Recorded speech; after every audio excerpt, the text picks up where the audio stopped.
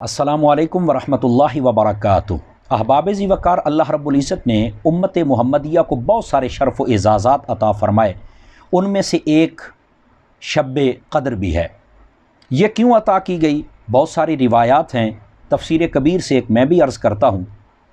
जनाब जिब्राईल अमीन अलैहिस्सलाम नबी पाक अलैहिस्सलाम की खिदमत में आए और पहली उम्मतों की इबादतों और उम्रों का ज़िक्र किया तो आका अलैहिस्सलाम परेशान हुए कि उस हिसाब से मेरी उम्मत की उम्रें और इबादतें तो बहुत थोड़ी हैं। अल्लाह रब्बुल इज़्ज़त ने सूरतुल क़द्र अता फ़रमा के जिब्राईल अमीन अलैहिस्सलाम से फ़रमाया कि मेरे महबूब को जाके सुनाओ ताकि आपको तसल्ली हो, तशफ़ी हो। चूँकि इसमें एक ऐसी रात का ज़िक्र है कि जिसमें कोई इबादत कर ले तो 1000 महीनों की इबादत से बेहतर उसको सवाब अता किया जाता है। मुफ्ती अहमद यार खान नईमी रहमतुल्लाह ताला अलैह मिरआतुल मनाजीह के अंदर शब क़द्र वाले चैप्टर में फ़रमाते हैं कि ये रात उम्मत मुहम्मदिया की खुसूसियात में से है। पहले किसी उम्मत को अता नहीं की गई। जो इस रात में इबादत करे अल्लाह के यहाँ इज़्ज़त वाला शुमार किया जाता है। और एक रिवायत का मफ़हूम है, जो इस रात में इबादत न करे फरमाया गोया कि वो बरक़ात से महरूम कर दिया गया है। बुखारी शरीफ में है, मन काम फ़ी लैलतिल क़द्र ईमानम व इहतिसाबन गुफ़िर लहू मा तक़द्दम मिन ज़ंबिही। फरमाया कि जो इस रात में ईमान व एहतिसाब के साथ इबादत करे अल्लाह रब्बुल इज़्ज़त उसके साबिक़ा गुनाह मुआफ़ फरमा देता है। ये वो रात है जिसमें कुरान मजीद बुरहान रशीद को नाजिल किया गया।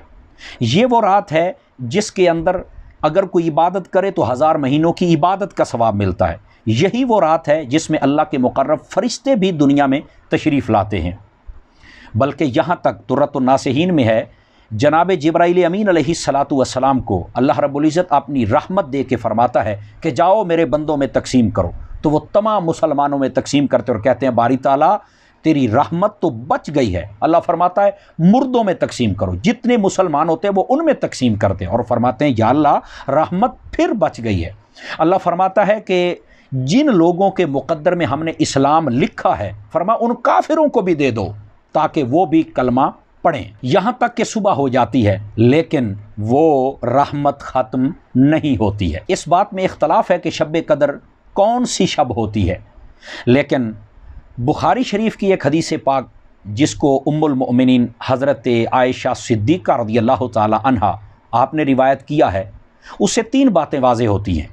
वो क्या है? फरमाया कि लैलतुल क़द्र को रमज़ान शरीफ के आखिरी अशरे की ताक रातों में तलाश करो। तो 3 बातें वाज़ेह हो गई। रमज़ान शरीफ में होगी, आखिरी अशरे में होगी, ताक रातों में होगी। 27वीं पर ज़्यादा कवी दलाइल हैं, 23वीं पर भी हैं और 21वीं पर भी हैं। 27वीं पर उलमा फरमाते हैं कि ये जो लफ्ज़ लैलतुल क़द्र है इसके टोटल 9 हरूफ हैं और ये 3 मरतबा लफ्ज़ आया है। 9 को 3 से मल्टीप्लाई करें तो 27 होता है, तो इशारा 27वीं की तरफ है। फरमाया सूरतुल क़द्र के टोटल 30 कलिमात हैं। ये लफ्ज़ हिया हत्ता मतलाइल फ़ज्र, ये लफ्ज़ हिया ये 27वां हर्फ है, तो 27वां कलमा है, तो इशारा 27वीं की तरफ है।